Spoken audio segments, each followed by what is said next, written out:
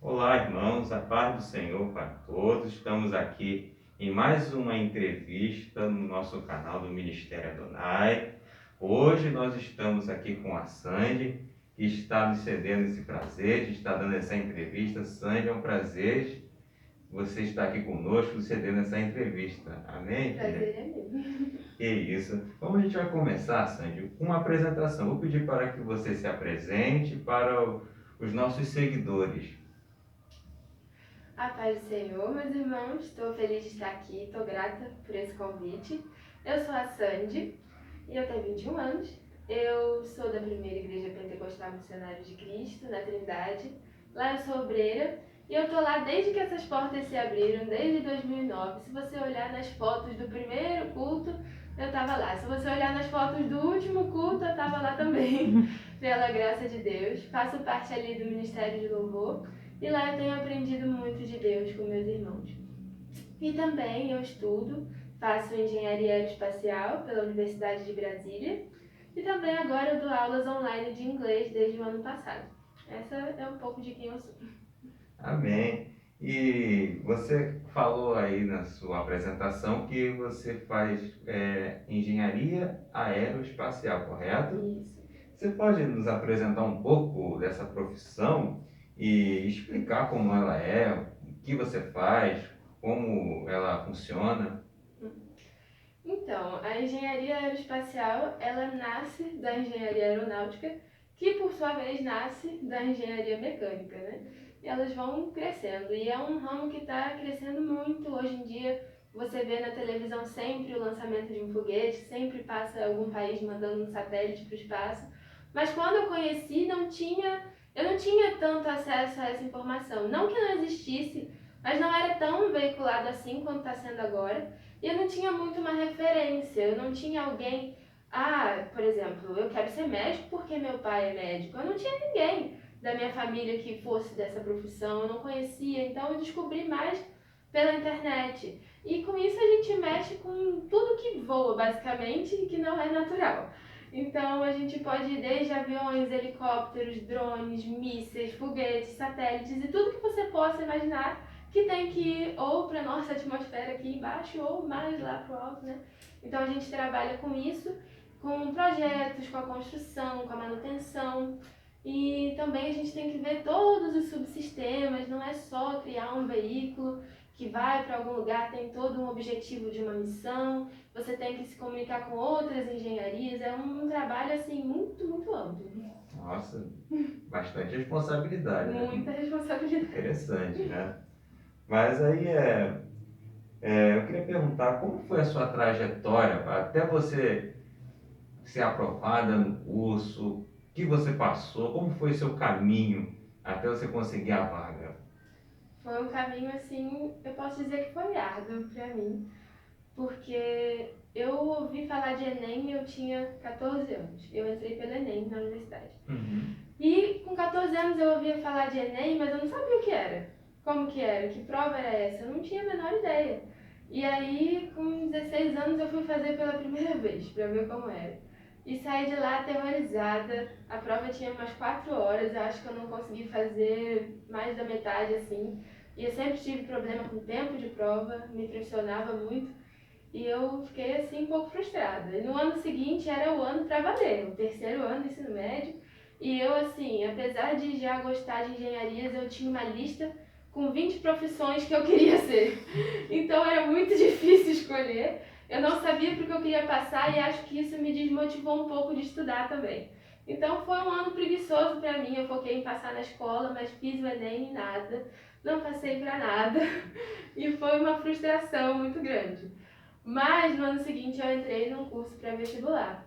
E depois eu me senti muito feliz, eu pensei, Senhor, eu não estava pronta para entrar na universidade. Então ali naquele curso eu aprendi não só a passar numa prova, mas eu aprendi assim, como me comportar na universidade, como me comunicar com professores, como me comunicar com os meus colegas. E lá eu aprendi muita coisa. E fiz muitas provas daquele ano, não passei em todas, mas Deus me abriu essa porta. E eu lá dentro eu decidi, eu falei, não, eu tenho que estudar, porque mesmo que eu não saiba exatamente o que eu quero fazer, não importa o que eu escolha, eu vou ter que estudar para passar nessa prova. Então foi um ano que eu saía de casa às 7h30 da manhã, chegava às 10 da noite, era o dia inteiro estudando. Era o dia inteiro estudando, uma rotina muito intensa, ia do curso direto para a igreja, porque eu não podia deixar. Foi um ano também de muita oração, de muito crescimento espiritual para mim, porque em tudo eu falava, Senhor, eu acho que o meu sonho é grande demais para mim, mas ele não é grande demais para o Senhor, então se o Senhor me ajudar, eu vou conseguir estudar, eu vou conseguir passar. E isso foi me ajudando muito, sempre Deus tinha uma palavra de ânimo para mim, uma palavra de continua, continua. E continuei, naquele ano consegui passar. Graças a Deus ele abriu essa porta para mim. E aí eu fui para Brasília no ano seguinte. Teve também uma outra dificuldade que foi assim, meus pais. Eu falei, olha gente, eu quero estudar uma coisa que não tem no estado do Rio de Janeiro. E aí eles já falaram, Sandy, mas e o dinheiro? Como é que você vai morar em outro lugar assim? Não é tão fácil, você vai morar sozinha, você é criada por vó, você tem tudo na mão e essas coisas. Mas eu falei, Senhor, se eu passar, eles não vão poder dizer que eu não posso ir. Então eu botei toda a minha energia naquilo. Sempre vem uma barreira, alguma coisa para você ou mudar de ideia, falar, não, melhor eu fazer outra coisa, melhor eu sonhar um pouco mais no nível do que eu consigo fazer. Mas o nosso Deus, ele não é um Deus no nível do que a gente consegue fazer. Ele é um Deus muito além disso. Então, eu continuei sonhando grande, porque meu Deus é grande. E aí, sim, ele me abriu essa porta, meus pais entenderam, me apoiaram, né? Também tinha aquilo de os pais não quererem ver seu filho partir, mas o Senhor foi trabalhando tudo isso no nosso coração. Amém. Deus deu a vitória, né? Amém. E você hoje está cursando ainda na faculdade esse curso, né? Isso. Mas assim, eu queria saber, assim, você como cristã na universidade, existe algum preconceito, perseguição em relação ao ser cristão nesse ambiente? Olha, eu posso dizer que, graças a Deus, nunca enfrentei uma situação de uma perseguição direta a mim por ser cristão. Existe sim um preconceito, existe sim um pensamento de que, você é cristão, então você é uma pessoa intolerante, então, né, as pessoas têm uma resistência, às vezes jogam piadas, algumas coisas assim, mas nunca me faltaram com respeito, sabe? Eu acho que quando a gente também respeita as pessoas, é mais fácil elas nos respeitarem. E nunca passei por algo assim.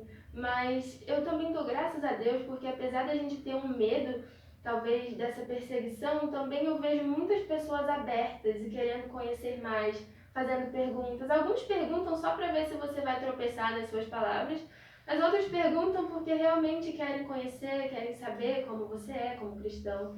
Então eu dou graças a Deus por essa abertura.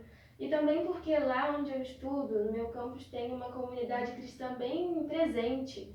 No primeiro dia de aulas teve uma apresentação das equipes da faculdade, das empresas júnior, e teve a apresentação de 2 grupos cristãos. Tinham os cristãos católicos e os evangélicos, e eles se apresentaram, deram as boas-vindas. Então acho que isso já começa a quebrar aquela ideia de que o cristão é uma pessoa intolerante, quando eles estão lá dando as boas-vindas para as pessoas.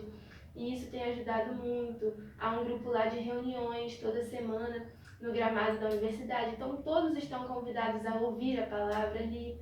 E isso ajuda muito. Ajuda quando nós nos expomos mais, para que as pessoas vejam que a gente não morde, né? Que a gente é ser humano também. Então isso tem ajudado muito e acredito até que por isso é que eu não vejo, pelo menos no meu campus, que é de onde eu posso falar, essa perseguição tão ativa. Há sim uma resistência, mas há também pessoas dispostas a ouvir. E quando a gente também se dispõe a ouvir as outras pessoas, isso ajuda muito. Que bom. Eu queria perguntar o seguinte, além do seu curso, você está dando aula de inglês. Como foi que surgiu esse desejo, esse interesse pelo inglês? Como foi que nasceu isso em você? Olha, na escola eu devia ter uns 10 anos. Alguns colegas faziam curso de inglês. E durante as aulas, durante os recreios, eles falavam inglês uns com os outros e eu ficava boiando. Eu queria participar dessa conversa, eu queria. E às vezes eu perguntava para eles, o que significa isso? E eles não tinham muita paciência de me explicar. E eu pedia muito aos meus pais, me põe no curso de inglês, me põe no curso de inglês. Aí, uns 3 anos depois, eles me botaram no curso de inglês. E o inglês começou a fazer parte do meu estilo de vida. Não era uma coisa que eu tinha que estudar, mas era algo que eu queria na minha vida. Então, porque eu queria fazer parte da conversa, de um mundo novo. E depois eu aprendendo mais e fui vendo que aquilo era muito mais do que uma roda de conversa que eu queria participar. O inglês ele te abre portas para você conversar com o mundo inteiro. Porque né, é um idioma oficial, não só de países, mas o mundo inteiro, se você for, alguém fala inglês. Então isso abre portas para a comunicação, que é uma coisa muito, muito importante. Por isso que eu gosto tanto do inglês. Ah, que bom, isso é muito importante. E na sua vida espiritual? Você tem algum objetivo a alcançar espiritualmente? Nós estamos vendo assim que na sua vida, sem ser na parte espiritual, Deus está te abençoando, você está conseguindo realizar seus objetivos, mas espiritualmente, você tem vontade de alcançar alguma coisa? Conta pra gente. Conto. Então, eu acho que o primeiro objetivo de todo cristão é ser parecido com Cristo. E isso é uma coisa que a gente vai ter que buscar todos os dias. Então, esse é o meu primeiro objetivo espiritual, a minha primeira meta.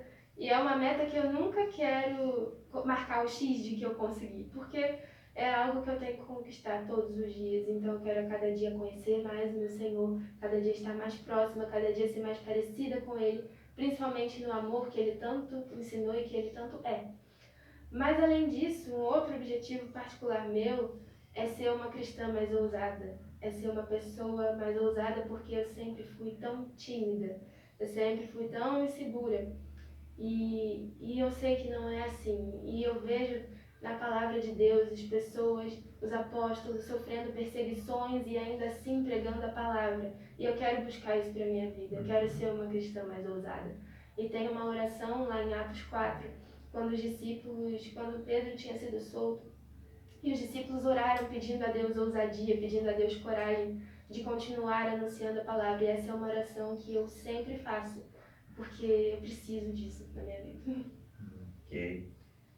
Vamos falar de futuro. Quais são os seus planos para o futuro? Tem algum? Planos. Sempre tenho muitos planos. Não pensando num futuro não tão distante, na universidade eu quero estar cada vez mais ativa, participando de projetos, de eventos. Eu quero absorver o máximo que eu puder dali, dessa experiência.